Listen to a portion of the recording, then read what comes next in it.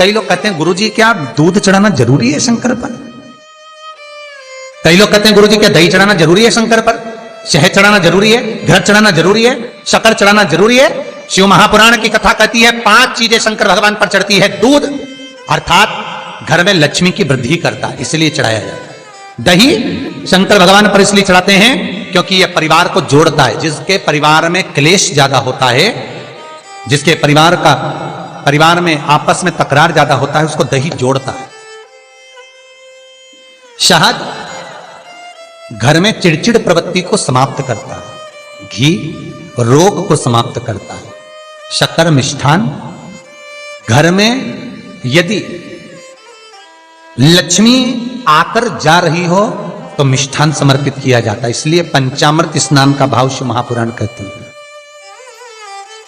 पंचामृत स्नान भगवान, इसलिए 5 चीजें शंकर को समर्पित हैं।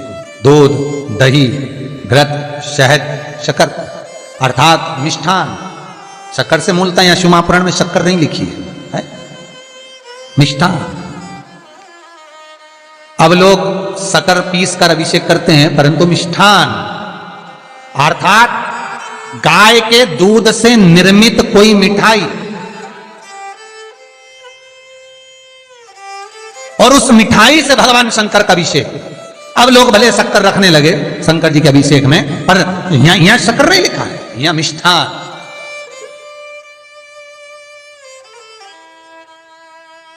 हमारे यहां साहित्य भाषा में कहते थे उसको खांड अर्थात मीठा।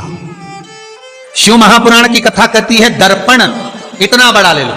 बंदर वाला अगर दर्पण वाली नहीं तो इतना बड़ा दर्पण लो, हनुमान जी के मंदिर में जाकर, क्योंकि हनुमान शंकर का ही अवतार है। हनुमान जी के मंदिर में जाकर हनुमान जी के उल्टे पांव का थोड़ा सा सिंदूर, चरण का थोड़ा सा सिंदूर एक कागज में लेकर आ जाइए। और हनुमान जी के छोटे भाई, हनुमान जी 6 भाई हैं, उसमें गतिमान, हनुमान जी के छोटे भाई गतिमान का नाम लो, और गतिमान का नाम लेकर उस दर्पण पर सिंदूर से त्रिशूल बना दो। सिंदूर से त्रिशूल बनाकर उस दर्पण को घर के बाहर, दर्पण का मुख बाहर की ओर, ऐसे बाहर की ओर मुख कर कर दर्पण को घर के बाहर या दरवाजे पर, बिल्डिंग पर, ऊपर जाली में, फ्रंट में कहीं पर भी उसको लगा दीजिए। महाराज केवल शंकर का स्मरण कर कर, गतिमान का नाम लेकर, हनुमान के उल्टे पांव का सिंदूर का त्रिशूल बनाकर जो दर्पण को लगा देता है, आपको 1 महीने के अंदर अंतर मालूम पड़ जाएगा कि पिछले जो महीने निकले हैं उस महीने का अंदाजा लगाना कि घर में लोग कितने बीमार पड़ते थे, और इस दर्पण को लगाने के बाद बीमारी कम हुई कि नहीं हो कम तो ठंडा कर देना, क्या जा रहा है, पर करके जरूर देखना। विश्वास रखकर करोगे, भगवान शिव का अनुमोदन कर कर, भगवान शंकर पर विश्वास रखकर करोगे तो बीमारी घेर नहीं सकती। अकाल मृत्यु हो मरे जो काम करे चंडाल का, काल उसका क्या बिगाड़े जो भक्त हो महाकाल का। शंकर की आराधना करने वाला, शिव का स्मरण करने वाला, शिव को निवेदन करने वाला, शिव अर्चना में डूबने वाला, शिव का अनुमोदन करने वाला कभी दुखी नहीं हो सकता। तो शिव महापुराण की कथा कहती है शंकर को जितना जल प्रिय नहीं, शंकर को जितना बेल प्रिय नहीं, शंकर को जितना शमी प्रिय नहीं, शंकर को जितना दूध दही प्रिय नहीं, शंकर को अगर कुछ प्रिय है तो सत्य प्रिय है। सत्यम शिवम सुंदर। इसीलिए हमारे यहां शास्त्र कहता है, ब्रह्मा जी केतकी के फूल को लेकर आए, उसने झूठ बोला। ब्रह्मा जी गाय को लेकर आए, शंकर भगवान के सम्मुख में झूठ बोला। ब्रह्मा स्वयं झूठ बोले तो सिर कटा, कर्मनाशा नदी प्रकट हुई। और शिव महापुराण की कथा कहती है शंकर को सत्य प्रिय है, अगर झूठ बोला है। इसीलिए शिव महापुराण का स्पष्टीकरण किया जाए, वर्णन किया जाए, तो पहले के समय में अदालत नहीं होती थी, पहले के समय में पंचायत नहीं हो सकती थी, पहले के समय में कोई सभाएं नहीं होती थी, पहले के समय में कोई निर्णायक मंडल नहीं होता था, पहले के समय में केवल एक निर्णय होता था। गांव के लोग ले जाकर शंकर के मंदिर में खड़ा कर देते थे और कहते थे उठा गंगा जली, और कहते तूने ऐसा नहीं किया। गंगा जली उठाकर कह दे कि तूने ऐसा नहीं करा। क्यों गंगा जली उठवाते थे? क्योंकि लोगों ने शिव महापुराण सुन रखी थी। शिव महापुराण में श्री वेद व्यास जी वर्णन करते हैं कि शंकर के मंदिर में, शंकर के ओटले पर, शंकर के मंदिर के अंदर, शिव की चौखट पर, शंकर के अनुमोदन में, शिव महापुराण के अंतर्गत शंकर के अनुमोदन में शिव मंदिर में शिव चौखट पर अगर कोई भूल से भी झूठ बोल देता है तो उसकी जिंदगी नरक जैसी निकलती है महाराज। इसीलिए कहते तो उठा गंगा जली और कह दे तूने ऐसा नहीं, उठा बोल दे। आपके भी जीवन में अगर किसी को कष्ट है, फिर निवेदन करूंगा, मंदिर में अगरबत्ती भले मत लगाओ, मंदिर में दीप भले मत जलाओ, मंदिर में पेड़ा भले मत चढ़ाओ। अगर आपके मोहल्ले में, आपके पड़ोस में, आपके परिवार में, आपके नजदीक में अगर कोई दुखी है, कष्ट में है, उसको यदि प्रेम की वाणी भी बोल ली है, एक रोटी भी प्रेम की खिला दी, किसी के चेहरे पर स्माइल ला दी, तो मंदिर में दिया जलाने के बराबर है। मंदिर में दीप जलाने के लिए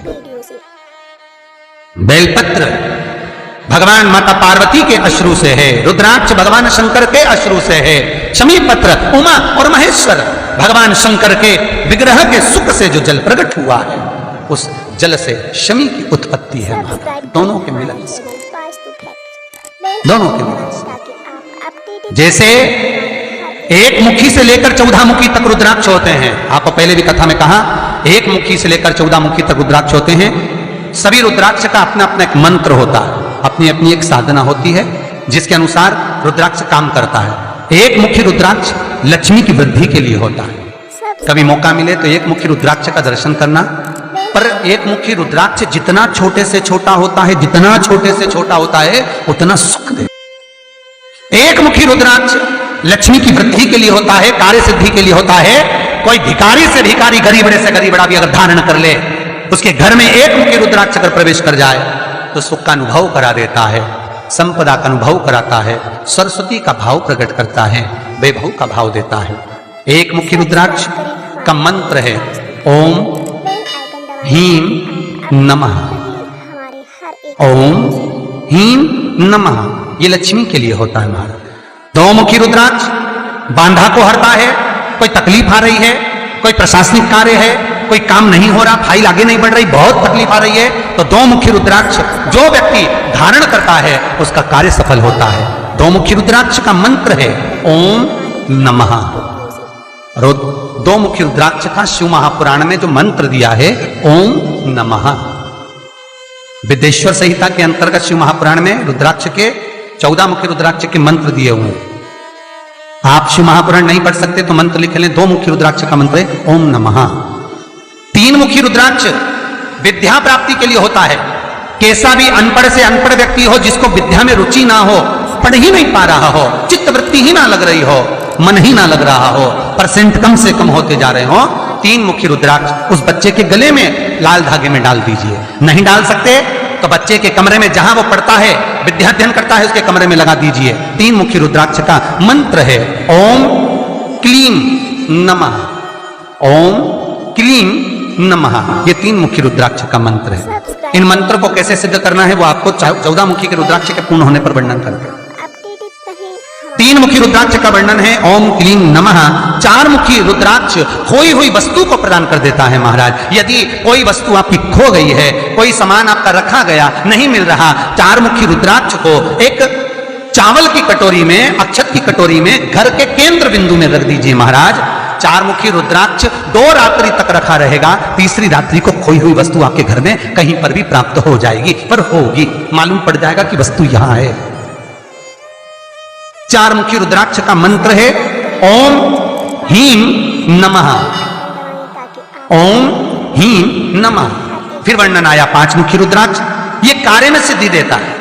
व्यापार नहीं चल रहा हो, कोई नई दुकान खोली हो, नई फैक्ट्री खोली हो, नया कोई कार्य करने जा रहे हो, नहीं हो रहा है, पैसा लग रहा है पर आवक नहीं हो रही है, तो 5 मुखी रुद्राक्ष फल प्रदान करता है। इसका मंत्र है ओम ह्रीं नमः, ओम ह्रीं नमः।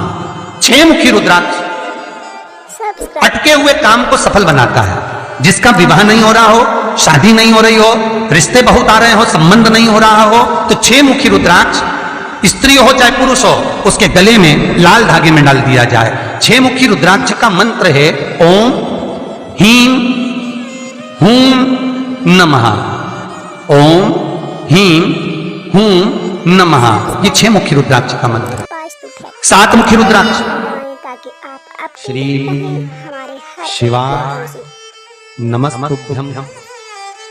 श्री शिवाय नमस्तुभ्यं। श्री शिवाय नमस्तुभ्यं।